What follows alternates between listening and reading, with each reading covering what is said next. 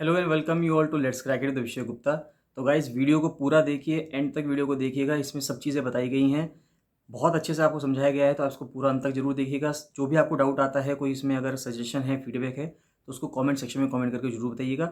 Channel को subscribe जरूर कर दीजिएगा अगर आपने चैनल को सब्सक्राइब नहीं किया है यूट्यूब पे। और टेलीग्राम का लिंक आपको वीडियो के डिस्क्रिप्शन में मिल जाएगा, तो टेलीग्राम को जरूर ज्वाइन करिए। फ्री टेलीग्राम चैनल है, उसको ज्वाइन करना बहुत ज़रूरी है।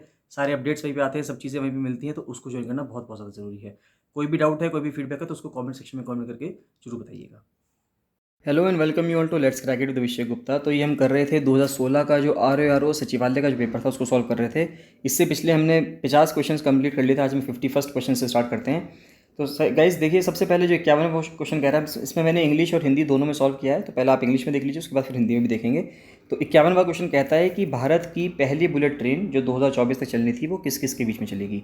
तो सबको पता ही है, अहमदाबाद और मुंबई के बीच में चलेगी। फिर नेक्स्ट क्वेश्चन आता है कि इनमें से कौन सा स्टेट ऐसा है जो भारत का पहला स्टेट है जिसने ऑर्गेनिक फार्मिंग को अडॉप्ट किया है। तो वो सिक्किम है। देखिए, ये सारे सवाल करंट अफेयर्स से आ रहे हैं। करंट अफेयर्स की बहुत ज़्यादा महत्वता है आगे आने वाले सभी एग्जाम्स में, तो आप इसको जरूर से जरूर कवर करते रहें। डेली करंट अफेयर्स चैनल पे आते हैं, उसको जरूर से जरूर देखते रहें। नेक्स्ट आता है, who created a new world record in scoring the fastest century in test cricket history in February 2016। तो क्योंकि 2016 का टाइम का पेपर है, तो इस वजह से उस टाइम पे पूछा गया है कि फास्टेस्ट सेंचुरी उस टाइम पे किसने बनाई थी। तो ब्रेंडन मैक्यूलम ने बनाई थी। नेक्स्ट आता है कि मल्टी बिलियन डॉलर प्रोजेक्ट है तापी। बहुत ही इंपॉर्टेंट क्वेश्चन पूछा गया था कि जिसने काम करना दिसंबर 2015 में स्टार्ट कर दिया है, तो ये किस चीज़ के लिए है। देखिए, तापी एक गैस पाइपलाइन है जो तुर्कमेनिस्तान, अफगानिस्तान, पाकिस्तान और इंडिया को ज्वाइन करने के लिए बनाई जा रही थी, और ये नेचुरल गैस के लिए बनाई गई है। नेक्स्ट आता है, 2016-17 को सार्क नेशंस ने किस तरह से ऑब्जर्व किया है। तो इसको ईयर ऑफ कल्चरल हेरिटेज के रूप में सेलिब्रेट किया था। आंग सान सूची को बार कर दिया गया था कि वो म्यांमार की प्रेसिडेंट नहीं है। और आज के टाइम पे अगर आपको पता हो, प्रेजेंट 2022 में, तो म्यांमार में कू हो रखा है, मिलिट्री शासन चल रहा है वहाँ पे, और आंग सान सूची को जेल में डाल रखा है। तो जो आंग सान सूची हैं, इनका कहा जा रहा है कि इन्होंने म्यांमार के राष्ट्रपति की शपथ क्यों नहीं ली उस टाइम पे। इसलिए नहीं ली क्योंकि उनके बेटे जो थे वो ब्रिटिश सिटीजन्स हैं, ब्रिटिश नागरिक हैं। इस वजह से उनको मना कर दिया गया कि आप म्यांमार के राष्ट्रपति की शपथ नहीं ले सकती हैं। नेक्स्ट क्वेश्चन आता है, due to the outbreak of which virus. तो WHO ने 2016 में एक public health emergency of international concern, यानी कि जो पैंडमिक से जस्ट एक लेवल नीचे है, वो डिक्लेयर किया था। तो उसको किसको किया था? जीका वायरस को किया था। और 2020 में हम सबको पता ही है कि 2020 में कोरोना वायरस को पहले public health emergency of international concern declare किया था, और उसके कुछ दिनों बाद ही उसको पैंडमिक घोषित कर दिया गया। नेक्स्ट आता है कि कौन से 2 यूरोपियन शहर ऐसे हैं जो IS के टेररिस्ट अटैक, यानी कि इस्लामिक स्टेट के टेररिस्ट अटैक से पीड़ित रहे हैं नवंबर 2015 में और मार्च 2016 में। तो ये है पेरिस और ब्रुसेल्स। पेरिस फ्रांस की राजधानी है और ब्रुसेल्स बेल्जियम की राजधानी है, और इन दोनों जगहों पर आतंकी हमले हुए हैं। सेम चीज़ हिंदी में आती है कि 50th क्वेश्चन हमने देख लिया था। 51वां सवाल आता है कि प्रथम बुलेट ट्रेन कहाँ चल रही है? अहमदाबाद मुंबई मार्ग पे। और जैविक खेती करने वाला प्रथम राज्य सिक्किम है। फरवरी 2016 में किसने टेस्ट क्रिकेट के इतिहास में सबसे तेज शतक बनाने का विश्व रिकॉर्ड बनाया? ब्रेंडन मैक्यूलम ने। बहु अरब डॉलर परियोजना तापी जो है वो 2015 में प्रारंभ हुई थी। ये प्राकृतिक गैस से संबंधित है। वर्ष 2016-17 को सार्क देशों द्वारा मनाया जाएगा। क्या मनाया जाए? उस टाइम में मनाया गया होगा सांस्कृतिक विरासत का वर्ष। आंग सान सू की जो है वो म्यांमार की राष्ट्रपति के रूप में शपथ ग्रहण क्यों नहीं कर पाई? इसलिए नहीं कर पाई क्योंकि उनके पुत्र ब्रिटिश नागरिक हैं। और फरवरी 2016 में किस वायरस के कारण विश्व स्वास्थ्य संगठन ने अंतर्राष्ट्रीय सार्वजनिक स्वास्थ्य आपात स्थिति की घोषणा की थी? जीका वायरस की वजह से। और 2 यूरोपीय शहर कौन कौन से हैं नवंबर 2015 और मार्च 2016 में जहाँ पे आतंकी हमले हुए? वो है पेरिस और ब्रुसेल्स। नेक्स्ट आता है, इनमें से कौन से शहर ऐसे हैं which of the following cities are hosts for 2016 एंड 2020 ओलंपिक गेम्स। तो 2016 के 2020 के ओलंपिक गेम्स कहाँ कहाँ पे हुए? 2016 के हुए थे रियो डी जेनेरियो में, और 2020 के टोक्यो ओलंपिक्स हुए हैं। इनमें से किस राज्य की पर कैपिटा इनकम 2014-15 के हिसाब से सबसे ज़्यादा है? तो हाईएस्ट पर कैपिटा इनकम 2014-15 के दौरान किसकी थी? वो हरियाणा की थी। नेक्स्ट आता है कि वाइस चेयरमैन नीति आयोग के कौन थे? देखिए, उस टाइम पे अरविंद पनागड़िया थे। अब के टाइम पे कौन है, या आप मुझे कमेंट सेक्शन में कमेंट करके बताएंगे। अब काफ़ी चेंज हो चुके हैं, तो आप मुझे कमेंट सेक्शन में कमेंट करके बताएंगे कि वाइस चेयरमैन इस टाइम पे नीति आयोग के कौन है। चेयरमैन जो होते हैं वो प्रधानमंत्री होते हैं नीति आयोग के, और इस टाइम पे वाइस चेयरमैन कौन है, कौन नए अभी अपॉइंट किए गए हैं, हाल ही में अप्रैल मई के महीने में अपॉइंट किए गए हैं, वो आप मुझे कमेंट सेक्शन में कमेंट करके बताएंगे। नेक्स्ट 62nd क्वेश्चन आता है कि मानवोदय काव्य ये किसके द्वारा रचित एक काव्य है? किसने रचा किया था इसको? ये था भारत कवि। और नेक्स्ट आता है कि HDI में भारत की रैंकिंग 2015 के हिसाब से पूछी गई है, तो 130 है, और आपको हाल ही में 2021 के हिसाब से बतानी है कि लेटेस्ट रैंकिंग क्या है। तो आप मुझे कमेंट सेक्शन में कमेंट करके ये भी बताएंगे। 64वां क्वेश्चन इकोनॉमी का सवाल है, बहुत ही अच्छा क्वेश्चन है। पूछा जा रहा है कि क्लोज्ड इकोनॉमी यानी कि बंद एक अर्थव्यवस्था क्या होती है। बंद जो अर्थव्यवस्था है वो होती है जहाँ पर कोई भी इंटरनेशनल ट्रेड नहीं होता है, यानी कि हम किसी दूसरे देश के साथ कोई भी ट्रेड नहीं करते हैं। यही पॉलिसी भारत ने करीब करीब 1990 तक अपनाई थी। तो there is no foreign trade. फिर National Institute of Rural Development कहाँ पे है, ये आपको हैदराबाद में मिलेगा। वैट जो है वो कब लगाया जाता है, वो प्रोडक्शन और सेल पे सभी स्टेज पे लगाया जाता है। वैट को खत्म कर दिया गया है, उसकी जगह अब GST आ गया है। फिर आता है नेक्स्ट क्वेश्चन, बहुत ही इंपॉर्टेंट है, करंट अफेयर का सवाल है कि सुपर 301 क्या है। तो ये एक अमेरिकन ट्रेड लॉ है, बार बार न्यूज़ में कवर किया जाता है ये। फादर ऑफ वाइट रिवॉल्यूशन क्या कौन है, डॉक्टर वर्गीस कुरियन है फादर ऑफ वाइट रिवॉल्यूशन। और पंचायत के द्वारा कौन सा टैक्स इसमें से कलेक्ट किया जाता है, तो लोकल मेलों पे जो टैक्स लगता है, जो गांव में जो मेले होते हैं उन पे जो टैक्स लगता है उसको पंचायत जो है इकट्ठा करती हैं। तो 2016-2020 के ओलंपिक खेलों के मेज़बान कौन थे, रियो डी जेनेरियो और टोक्यो। 2014-15 की अवधि में किस राज्य की प्रति व्यक्ति आय सर्वाधिक थी, हरियाणा की। नीति आयोग के उपाध्यक्ष उस टाइम पे 2015-16 के जिस टाइम पे का ये पेपर है उस टाइम पे अरविंद पनगड़िया थे। मानवोदय काव्य जो रचना है ये भरत कवि की है। UNDP की जो ह्यूमन डेवलपमेंट रिपोर्ट है 2015 उसके अनुसार मानव विकास सूचकांक में भारत का स्थान उस टाइम पे 130 था। बंद अर्थव्यवस्था है वो होती है जिसमें विदेशी व्यापार नहीं होता है। राष्ट्रीय ग्रामीण विकास संस्थान हैदराबाद में है। वैट जो लगता है वो उत्पादन और विक्रय के सभी इसके बीच में जितने भी चरण होते हैं सब पे लगता है। सुपर 301 अमेरिकी व्यापार कानून है। श्वेत क्रांति वर्गीस कुरियन द्वारा लाई गई थी। भारत में पंचायतों द्वारा निम्न में से कौन सा कर संग्रहित किया जाता है, स्थानीय मेलों पर जो कर लगता है वो किया जाता है। नेक्स्ट आता है कि महात्मा गांधी द्वारा कौन से मूवमेंट्स ऐसे थे और उसको ऑर्डर में लगाना है, यानी कि पहले कौन सा किया फिर कौन सा किया फिर कौन सा किया। तो आपको ध्यान रखना है कि गांधी जी भारत आए और उन्होंने भारत में आके केक खाया। C से चंपारण, A से अहमदाबाद, K से खेड़ा, और उसके बाद नॉन कोऑपरेशन मूवमेंट होता है। तो चंपारण, अहमदाबाद, खेड़ा और नॉन कोऑपरेशन। फिर नेक्स्ट आता है कि संगम जो है प्राचीन भारत में एंशिएंट इंडिया में संगम क्या था, 71 क्वेश्चन कहता है। तो संगम लिटरेचर लिखा गया था बहुत पहले। तो वो संघ या मंडल जो थे, तमिल पोएट्स थे, तो उनका जो ग्रुप हुआ करता था, उनका जो संघ हुआ करता था उसको संगम कहते थे। खजुराहो मंदिर किसने बनवाए थे, खजुराहो मंदिर जो है वो चंडेल राजाओं ने बनवाए थे। साबरमती आश्रम का असली नाम क्या था, सत्याग्रह आश्रम था। 1906 से लेकर 1920 तक मोहम्मद अली जिन्ना का जो रोल था भारत के फ्रीडम स्ट्रगल में वो क्या था। बहुत ही अच्छा क्वेश्चन है, ये आपकी समझ को परखता है कि आपकी क्या समझ है, आपने अभी सब्जेक्ट को कितना डीपली पढ़ा है। तो ये नेशनलिस्ट और सेक्युलर थे, यानी कि राष्ट्रवादी भी थे और धर्मनिरपेक्ष भी थे, सेक्युलर थे। बाद में 1920-1921 के बाद से जब से नॉन कॉपरेशन मूवमेंट हुआ और खिलाफत मूवमेंट हुआ उसके बाद से उनकी जो विचारधारा थी वो बदलनी शुरू हो गई थी। नेक्स्ट आता है डॉक्टर BR अम्बेडकर द्वारा 3 पीरियोडिकल छापे गए थे दलित राइट्स को सेफगार्ड करने के लिए, यानी उनको उनके सुरक्षा के लिए। उन चारों में से या उन तीनों में से एक कौन नहीं था। इन 4 ऑप्शंस में से 3 वो हैं जो डॉक्टर BR अम्बेडकर जी ने लिखे थे और एक वो नहीं है जो उन्होंने नहीं लिखा था। तो वो कौन सा है, वो है बहिष्कृत समाज। तो उन्होंने मूक नायक लिखा था, बहिष्कृत भारत लिखा था, इक्वालिटी जनता लिखा था, लेकिन बहिष्कृत समाज नहीं लिखा था। नेक्स्ट 76 क्वेश्चन आपको बताना है कि ब्रिटिश सरकार ने किस दिन को डिक्लेयर किया था कि भारत को हम उस दिन सेल्फ गवर्नमेंट या फुल सेल्फ गवर्नमेंट दे देंगे। तो उन्होंने डिक्लेयर किया था 30 जून 1948 की डेट डिक्लेयर की थी कि इस दिन तक दे देंगे, लेकिन उससे पहले ही हम 15 अगस्त 1947 को हम आज़ाद हो गए थे। 77वां क्वेश्चन आता है मिडिवल हिस्ट्री से कि पहले सुल्तान जिन्होंने काम शुरू किया हिंदू रिलीजियस टेक्स्ट्स को पर्शियन लैंग्वेज में कन्वर्ट करने का, तो वो कौन थे, वो थे फिरोज शाह तुगलक। नेक्स्ट आता है कि हाईएस्ट गोल्ड कॉइन अकबर के रेन में क्या था, वो था शहंशाह। और सिल्क रूट का जो मार्ग है इंडियंस के लिए ये किसके दौरान स्टार्ट किया गया था या किसने स्टार्ट किया था, तो ये कनिष्क ने स्टार्ट किया था। हिंदी में भी सेम यही चीज़ें हैं कि आंदोलनों को हमें अगर क्रोनोलॉजिकली लगाना है, सही क्रम में लगाना है, तो चंपारण, फिर अहमदाबाद, खेड़ा, असहयोग। फिर प्राचीन भारत में संगम क्या था, ये तमिल कवियों का संघ या मंडल था। खजुराहो मंदिर किसने बनवाए थे, ये चंडेल राजाओं ने बनवाए थे। साबरमती आश्रम का वास्तविक नाम सत्याग्रह आश्रम था। 1906 से 1920 के बीच मोहम्मद अली जिन्ना राष्ट्रवादी एवं धर्मनिरपेक्ष थे। दलित अधिकारों के लिए जो डॉक्टर BR अम्बेडकर ने 3 पत्रिकाएं निकाली थी उनमें से एक जो नहीं थी वो थी बहिष्कृत समाज। फिर भारत को पूर्व स्वशासन देने की जो घोषणा की थी वो 30 जून 1948 को की गई थी। वह सुल्तान जिसने पहली बार हिंदू धर्म ग्रंथों को फारसी भाषा में अनुवाद किया था वो थे फिरोज शाह तुगलक। और स्वर्ण मुद्रा में अकबर के शासनकाल में सबसे बड़ी स्वर्ण मुद्रा कौन थी? वो थी शहंशाह। और भारतीयों के लिए सिल्क मार्ग किसने आरंभ किया था? कनिष्क ने स्टार्ट किया था।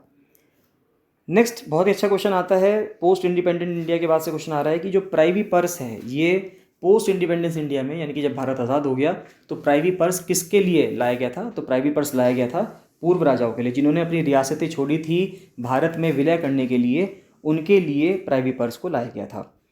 12 मेंबर्स को कौन नॉमिनेट करता है राज्यसभा में? ये पॉलिटी से सवाल आ रहे हैं। प्रेसिडेंट नॉमिनेट करता है। उसके बाद भारतीय संविधान के अनुसार, इंडियन कॉन्स्टिट्यूशन के अनुसार जो रेसिडुअरी पावर्स हैं वो किसके पास हैं? वो सेंटर के पास होती हैं। एजुकेशन को किस कॉन्स्टिट्यूशनल अमेंडमेंट से ट्रांसफ़र किया गया था? स्टेट लिस्ट से कॉन्करेंट लिस्ट में 42वें संविधान संशोधन से किया गया था। इनमें से 4 राज्यों में से आपको बताना है किन में लेजिस्लेटिव काउंसिल नहीं है। तो यूपी में भी है, महाराष्ट्र में भी है, कर्नाटका में भी है, उत्तराखंड के अंदर लेजिस्लेटिव काउंसिल नहीं है। नेक्स्ट 85वां क्वेश्चन आता है कि पीआईएल का कॉन्सेप्ट कहाँ से स्टार्ट हुआ था? पीआईएल का कॉन्सेप्ट यूएसए से स्टार्ट हुआ था। कॉन्स्टिट्यूशन ऑफ इंडिया क्या डिक्लेयर करता है भारत को? India is a union of states. तो जो कॉन्स्टिट्यूशन ऑफ इंडिया है वो भारत को यूनियन ऑफ स्टेट्स डिक्लेयर करता है। 87वां क्वेश्चन आता है, सारे लगातार पॉलिटी से सवाल आ रहे हैं कि प्रेसिडेंट ऑफ इंडिया का जो इलेक्शन के दौरान अगर कोई डिस्प्यूट होता है, यानी कोई भी दिक्कतें आती हैं, कोई डिस्प्यूट उत्पन्न होता है, तो वो जो विवाद है, डिस्प्यूट है, वो कौन सॉल्व करता है? वो सुप्रीम कोर्ट सॉल्व करता है। और इकोनॉमिक ड्रेन की जो थ्योरी दी थी वो किसने दी थी? दादा भाई नौरोजी ने दी थी, poverty and un British rule in India 1867 की किताब में। नेक्स्ट आता है कि पहली लोकपाल बिल, जो पहला लोकपाल बिल था वो पार्लियामेंट में कब इंट्रोड्यूस किया गया था? सबसे पहले 1968 में किया गया था और हाल ही में 2011-12 में, 2012 या 13 में उसको पास कर दिया गया है। नेक्स्ट आता है कि पहली बुक महात्मा गांधी द्वारा कौन सी लिखी गई थी? वो थी हिंद स्वराज। बहुत ही अच्छी किताब है जो उन्होंने लिखी थी। तो नेक्स्ट हिंदी में देख लेते हैं। तो स्वतंत्रता के पश्चात जो प्रीवी पर्स था किससे संबंधित था? पूर्व राजाओं से। 12 सदस्यों का मनोनयन कौन करते हैं? राष्ट्रपति करते हैं। अवशिष्ट शक्तियां जो हैं भारत के संविधान में ये केंद्र को दी गई हैं। और 42वें संविधान संशोधन से राज्य सूची से संवर्धित सूची में शिफ्ट कर दिया गया एजुकेशन का कॉन्सेप्ट, या एजुकेशन का जो विषय है, शिक्षा का विषय। कहाँ पे विधान परिषद नहीं है? उत्तराखंड में नहीं है। जनहित याचिका की अवधारणा का प्रादुर्भाव यानी कि स्टार्टिंग कहाँ से, ओरिजिनेशन कहाँ से हुआ? यूएसए से। भारत का संविधान भारत को राज्यों का समूह घोषित करता है। राष्ट्रपति के चुनाव संबंधी विवाद सर्वोच्च न्यायालय में। इकोनॉमिक ड्रेन दादा भाई नौरोजी ने दी थी। लोकपाल बिल पहली बार संसद में जो प्रस्तुत किया गया था वो 1968 में किया गया था और महात्मा गांधी द्वारा लिखी गई पहली पुस्तक थी हिंद स्वराज। 91वां क्वेश्चन देखते हैं कि मेन ऑब्जेक्ट क्या है बजट का? तो मेन ऑब्जेक्ट क्या है बजट का? भाई अकाउंटेबिलिटी भी इंश्योर करना है, मैनेजमेंट भी करवाना है और इकोनॉमिक एनालिसिस भी करना है, सारी चीज़ें करनी है। तो 91वां का ऑप्शन क्या आ जाएगा? आंसर क्या आ जाएगा? D, all of the above. फिर पार्लियामेंट्री फॉर्म ऑफ गवर्नमेंट जो है, जो भारत में चलती है, उसमें क्या उसका एक बेसिक प्रिंसिपल, सिद्धांत किस पे काम वो करती है? वो करती है लेजिस्लेचर और एग्जीक्यूटिव, यानी कि विधायिका और कार्यपालिका का जो क्लोज रिलेशनशिप है उसके ऊपर वो काम करती है। 0 आवर जो होता है पार्लियामेंट में वो कब होता है? 0 आवर जो होता है पार्लियामेंट में वो 12 बजे होता है दोपहर में। और कौन से पार्ट में सिटीजनशिप के बारे में बता रखा है? पार्ट सेकंड में बता रखा है। पार्ट फर्स्ट है स्टेट और यूनियन टेरिटरीज़ के बारे में, सेकंड पार्ट है सिटीजनशिप के बारे में, थर्ड पार्ट है फंडामेंटल राइट्स के बारे में, फोर्थ पार्ट मिलेगा आपको डायरेक्टिव प्रिंसिपल्स के लिए और फिफ्थ पार्ट मिलेगा आपको द यूनियन के लिए। तो ऐसे करके ये आपके 5 पार्ट्स हैं। अब ऐसे टोटल पार्ट्स तो कई सारे हैं, 22 पार्ट्स हैं, लेकिन इनमें से शुरू में से जो 5 पार्ट्स थे मैंने आपको बता दिए। नेक्स्ट क्वेश्चन आता है 95वां क्वेश्चन। अब ये मैथ्स और रीजनिंग के क्वांटिटेटिव एप्टीट्यूड के क्वेश्चन शुरू हो गए हैं, तो एक बार देख लेते हैं इनको। 95वां क्वेश्चन कहता है कि 2.39 का स्क्वायर माइनस 1.61 का स्क्वायर अपॉन 2.39 माइनस 1.61। अब देखिए इसकी वैल्यू कैसे निकालेंगे? अगर आप ऊपर देखेंगे तो ऊपर दिख रहा है हमें ए स्क्वायर माइनस बी स्क्वायर। तो हमें ए स्क्वायर माइनस बी स्क्वायर का फॉर्मूला पता है, उसका मतलब होता है ए स्क्वायर माइनस बी स्क्वायर बराबर ए माइनस बी इंटू ए प्लस बी। तो यानी इसको हम लिख सकते हैं 2.39 माइनस 1.61 और 2.39 प्लस 1.61 और नीचे अपॉन में 2.39 माइनस 1.61 तो है ही। तो अब ये इससे ये पूरा का पूरा कैंसिल हो जाएगा। 2.39 माइनस 1.61 से ऊपर वाला और 2.39 प्लस 1.61 बचेगा, जिसको आप जोड़ेंगे तो आंसर क्या आ जाएगा? आंसर आपका 4 आ जाएगा। नेक्स्ट आता है 0.75 ratio x is to 5 ratio 8, यानी इसकी x की वैल्यू निकालनी है। तो इसका मतलब हुआ कि 0.75 अपॉन एक्स। देखिए रेशो x को हम ऐसे लिख सकते हैं बराबर 5/8। अगर मैं लिखूँ तो 5 से आप 0.75 को काटेंगे तो कितना हो गया? 5 × 5, 5 × 25 यानी कि 0.15 और 15। और यहाँ पे x की वैल्यू निकालने के लिए x इधर चला जाएगा 8 इधर चला जाएगा, क्रॉस मल्टीप्लाई कर देंगे तो 15 8 120 होते हैं, 2 छोड़ के पॉइंट लगाएंगे तो 1.20 इसका आंसर आएगा। तो यानी कि बी ऑप्शन इसका सही हो जाएगा। नेक्स्ट 97वां क्वेश्चन आता है कि एवरेज एज जो है 22 स्टूडेंट्स की एक क्लास में वो 21 साल है। एवरेज एज का मतलब ये हुआ कि हर बच्चा मान के चलते हैं 21 साल का, ऐसा नहीं है लेकिन असलियत में ऐसा नहीं होगा, कुछ बच्चे बड़ी उम्र के होंगे, कुछ बच्चे छोटी उम्र के होंगे। लेकिन अगर हम ये माने कि 22 के 22 बच्चों की उम्र 21 साल है तो टोटल उम्र कितनी हो गई वहाँ पे, तो 22 × 21 कर देंगे तो हमें क्या मिल जाएगा, 22 × 21 करने से हमें मिल जाएगा 462 यानी कि 462, यानी 462 साल हो गए।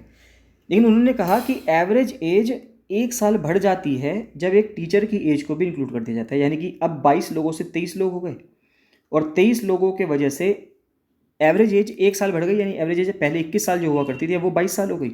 तो यानी कि अब टोटल उम्र 23 लोगों की टोटल उम्र कितनी हो गई, यानी कि 506। तो हम ये देख सकते हैं कि 22 लोगों की उम्र 462 साल होती थी टोटल, और 23 लोगों की उम्र जिसमें एक टीचर हैं उनकी उम्र 506 हो गई। तो अगर मैं 506 में से 462 घटा दूंगा तो मेरे टीचर की एज आ जाएगी। तो ये कितना हो जाएगी, अगर आप 506 में से 462 घटा देंगे तो कितना आ जाएगा, तो ये आ जाएगा 44 साल। तो इसमें 44 ईयर्स आपका आंसर हो जाएगा, 44। 506 में से 462 घटाएंगे तो 44 आ जाएगा। तो 44 यानी कि डी ऑप्शन इसका सही हो गया। नेक्स्ट आता है, एक आदमी के पास कुछ मुर्गियां हैं और कुछ गायें हैं। A man has some hens and cows. उनके सिर 48 हैं और उनके पैर 140 हैं। तो आपको बताना है कि मुर्गियों की संख्या कितनी है। देखिए इस क्वेश्चन को कैसे कर सकते हैं कि अगर आप एक्स हेन्स मान लें कि एक्स तो हेन्स हैं, मुर्गियां हैं, और वाई काउज हैं, ठीक है, तो उनके सिर मिला के, देखिए सिर तो कॉमन सेंस वाली बात है, सिर तो सबका एक है, मुर्गियों का सिर भी एक होता है, गाय का सिर भी एक होता है। तो अगर उनके हेड्स 48 है तो हम लिख सकते हैं कि एक्स प्लस वाई कितने हो गए, एक्स प्लस वाई तो 48 हो गया, पहली इक्वेशन हो गई है। और उनके पैर, यानी कि पैर का मतलब हो गया, मुर्गियों के 2 पैर होते हैं यानी 2x, और गाय के 4 पैर होते हैं यानी कि 4y। ये कितने हो गए, ये कितना दे रखा है, 140 दे रखा है ये। तो अगर आप यहाँ पे देखेंगे इस इक्वेशन को सॉल्व करेंगे 2 से डिवाइड करके तो ये आ जाएगी x प्लस 2y बराबर 70। तो x प्लस 2y बराबर 70 है और x प्लस वाई बराबर 48 है। तो अगर आप y की जगह, ये इस वाले x की जगह अगर y की वैल्यू रख देंगे, y की वैल्यू यहाँ से आ जाएगी फर्स्ट इक्वेशन से 48 माइनस x। तो यहाँ पे अगर आप इस वैल्यू को यहाँ पे रख देंगे तो हमारा क्या आंसर आ जाएगा, y की वैल्यू 26 आ जाएगी। और y की वैल्यू जैसी 26 आएगी तो बस आपका आंसर आ जाएगा। ये तो पूछा गया था इसमें, नंबर ऑफ हेंस पूछे गए थे, नंबर ऑफ हेंस क्या है, 26 है, तो इसका 26 आपका आंसर आ गया है। नेक्स्ट आता है कि 20% ऑफ ए बराबर बी। 20% ऑफ ए का मतलब क्या हुआ कि 20% यानी कि 20/100 into a is equal to b, ये दे रखा है आपको। फिर कह रहा है कि b% ऑफ 20, यानी कि आपको b% यानी कि b/100 इंटू 20 की वैल्यू निकालनी है। तो अगर आप इस b की जगह, ये वाला जो b है, इस b की जगह ये जो पूरी वैल्यू है b की 20/100 इंटू ए रख देंगे तो हमारा आंसर आ जाएगा। तो हम क्या कर सकते हैं इसमें, हम ऐसे लिख सकते हैं b की जगह 20/100 इंटू ए, ये नीचे वाला 100 है, इसको नीचे लिखना ही है हमें, इंटू 20। तो कितना हो गया आप देख सकते हैं, 25 ज़ा 100, फिर 25 ज़ा 100, और ये भी परसेंटेज में कन्वर्ट करना होगा। तो कितना हो गया है, ये तो a/25 हो गया, परसेंटेज में कन्वर्ट करना है तो 100 से मल्टीप्लाई और करनी पड़ेगी, 25 चौके 100 यानी कि 4% ऑफ ए। तो ए का 4% आ जाएगा, ए ऑप्शन इसका सही होगा। और लास्ट 100वां सवाल देखते हैं कि महेश ने 18 अंडे उतने दाम में बेच दिए जितने दाम में उसने 20 अंडे खरीदे थे, यानी इसको प्रॉफिट हुआ है। यानी कि अगर मैं 20 अंडे जितने दामों में खरीद रहा हूँ और 18 अंडे उतने ही दामों में बेच देता हूँ, यानी कि मुझे 2 अंडे भी मेरे पास बचे हुए हैं, लेकिन मुझे पैसे जितने मैंने खर्च किए थे वो सारे के सारे वापस आ गए, यानी कि मुझे प्रॉफिट हुआ है, यानी कि मेरा फ़ायदा हुआ है। तो कितना फ़ायदा हुआ है, मान के चलते हैं कि अगर मैं 1 रुपये का 1 अंडा खरीदता तो मैंने जब 20 अंडे खरीदे हैं तो मैंने टोटल कितने रुपए खर्च करे होंगे, 20 रुपये खर्च किए होंगे। लेकिन मैंने वो 20 रुपये जो कमा लिए वो 18 अंडे बेच के ही कमा लिए। तो यानी कि मुझे फ़ायदा कितने का हुआ, 2 रुपये का फ़ायदा हुआ। कितनों पे, 18 पे फ़ायदा हुआ, इंटू 100 कर दीजिए, तो 2 निम 18 और 9 से इसको काटेंगे तो 11 सही 1/9% का प्रॉफिट आ जाएगा, यानी कि डी ऑप्शन इसका क्या होगा, सही हो जाएगा। हिंदी में भी देख लेते हैं। तो बजट का मुख्य उद्देश्य क्या होता है, उपयुक्त सभी, ये हमने सब देख लिए थे। संसदीय सरकार जिस सिद्धांत पर कार्य करती है वो क्या है, विधायिका और कार्यपालिका में घनिष्ठ संबंध। उसके बाद फिर आता है कि भारत की संसद में शून्यकाल 12 बजे शुरू होता है दोपहर में। भारतीय संविधान का कौन सा भाग नागरिकता से संबंधित है, दूसरा। और इसका आंसर हम डिस्कस कर चुके हैं कि इसका आंसर 4 है, इसका आंसर 1.20 है। फिर इसका आंसर आता है 44 ईयर्स, इसका आंसर आता है 98 का 26 और इसका आता है ए का 4% और फिर इसका आंसर आता है डी ऑप्शन आता है 11 से 1/9%। तो यानी कि इसी के साथ हमारे 100 क्वेश्चंस कंप्लीट होते हैं। 101 से लेके 150 वाला सवाल जो है वो नेक्स्ट वीडियो में कवर कर लेंगे।